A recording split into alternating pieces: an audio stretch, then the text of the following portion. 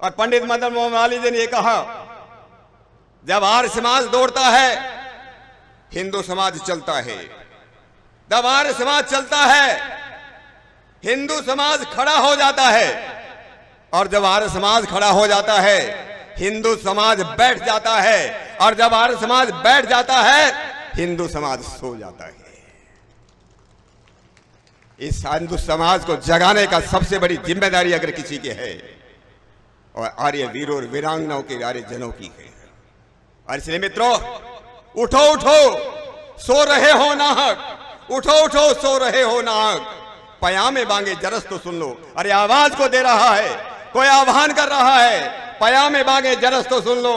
देखो कि कोई, देखो कि दयानंद बुला रहा है, देखो कि दयानंद बुला रहा है। जनार मंदिर दिखा दिखाकर, एक मंजिल दिखा दिखा करके, और निशाने मंजिल दिखा दिखा कर हमारा मंजिल तय है। और इसलिए महात्मा नारायण स्वामी की, जिनके 75वें निर्माण उत्सव पर आज का ये कार्यक्रम हो रहा है, उनके जीवन की एक छोटी सी घटना मैं आपको बताना चाहता हूं। कहते हैं बिजनौर में महाराज जी, बिजनौर में धामपुर जगह है, वहां पुलिस की एक चौकी, ये लगभग 1930 की बात है। 1930 के दौरान में वहां पर एक बहाल सिंह गुजर नाम का एक चौकीदार, जो पुलिस के ऊपर जो वहां ड्यूटी करता था, रात को लोगों को जगाने का काम करता था, और रोजाना रात को एक आह्वान करता था लोगों को जगाने के लिए। क्या बोलता था? अरे 5000 सालों से सोने वालों, 5000 वर्षों से सोने वालों, अब तो जागो, 5000 साल से सोने वालों, अब तो जागो। लोग पूछते थे, अरे इसका मतलब क्या है?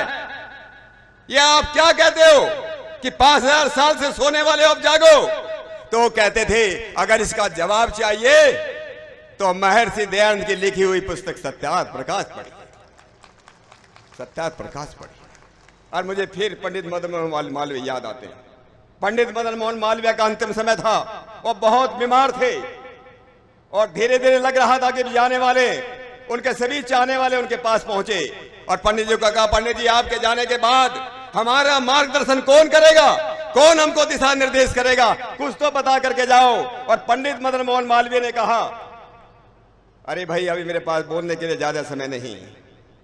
अपने तकिया के नीचे से, अपने पलंग में तकिया के नीचे से निकाल करके सत्यार्थ प्रकाश की किताब दी। अरे मेरे जाने के बाद आप लोगों का मार्गदर्शन ये केवल सत्यार्थ प्रकाश रहेगा, इस सत्यार्थ प्रकाश के आधार पर आप चलना। मित्रों, अगर इस देश को आर्य बनाना है, दुनिया को आर्य बनाना है, जिस बात को, इस देश को विश्व गुरु बनाना है, जिसको इस देश के प्रधानमंत्री, इस देश के यशस्वी प्रधानमंत्री मोदी जी कहते हैं कि अगले 10-25 साल इस देश के लिए अमृत काल का समय है, इस देश को विश्व गुरु बनाना है।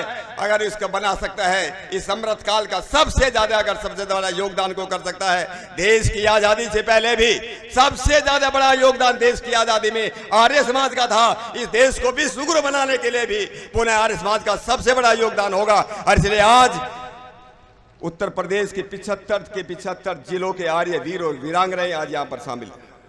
ये आर्य वीर और वीरांगनाओं के ऊपर बहुत बड़ी जिम्मेदारी है, और इसलिए आप सब लोगों का आशीर्वाद देने के लिए हमारे जो है प्रदेश के बहुत ही माननीय तपस्वी मुख्यमंत्री योगी आदित्यनाथ जी यहाँ आए हैं। मैं पुनः आप सबकी तरफ से, अपनी तरफ से उनका पुनः बहुत बहुत धन्यवाद करता हूँ, आभार व्यक्त करता हूँ। धन्यवाद। ओम शांति।